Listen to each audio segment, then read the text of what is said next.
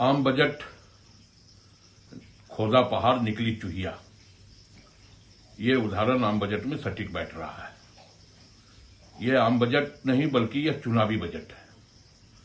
झारखंड एक बार इस आम बजट में फिर से अपने आप को ठगा और छादा महसूस कर रहा है।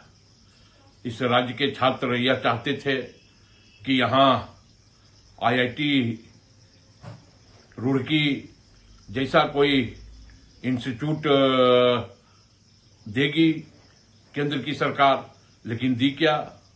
एक और पागलखाना।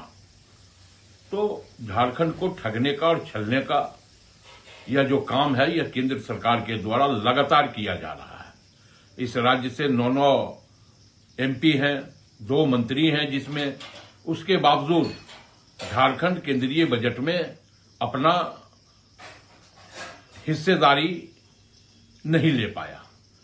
तो स्वाभाविक तौर पे जो हम लोग कह रहे थे कि झारखंड को केंद्र की सरकार बिल्कुल अलग थलग समझ रही है, और यह आम बजट में पूरी तरह से साफ हो चुका है। तो सरसरी निगाहों से जो हम सब ने सुना है और हम सब लोगों ने ही सुना है उसको, उसमें ही मैं जो मुझे समझ में आया कि डिटेल तो जब पूरे पढ़ेंगे स्थिरता से तब फिर वो डिटेल बताएंगे।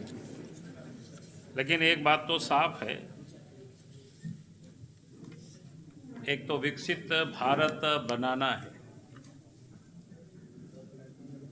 2047 तक देश को। तो ये बजट उसी दिशा में बढ़ता हुआ या बढ़ते हुए इसको कह सकते हैं एक कदम है। उसमें से कई चीज़ों ने एक तो कहा कि भाई आर्थिक विकास को हमें गति देना है। आर्थिक विकास को गति देने के लिए उत्पाद पर विशेष जोर दिया गया है। आप सबने सुन ही रहे थे। और उत्पाद के साथ साथ रोजगार सृजन पर भी जोर दिया गया है। और किस प्रकार से भारत विकसित भारत बनेगा, रोजगार का सृजन कैसे हो सकता है, लोगों की आय कैसे बढ़ सकती है। तो इन सारी चीज़ों पर ध्यान दिया गया है।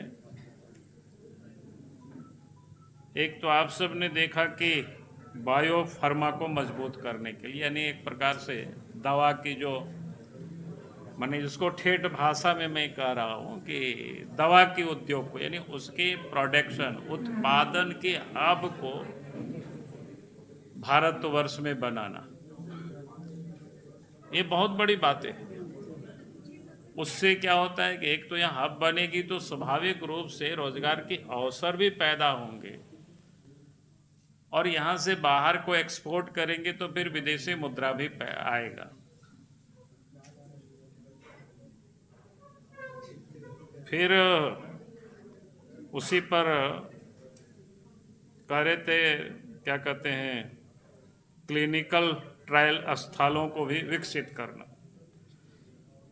और देश भर में छोटा मोटा नहीं है 1000 स्थलों को विकसित करना।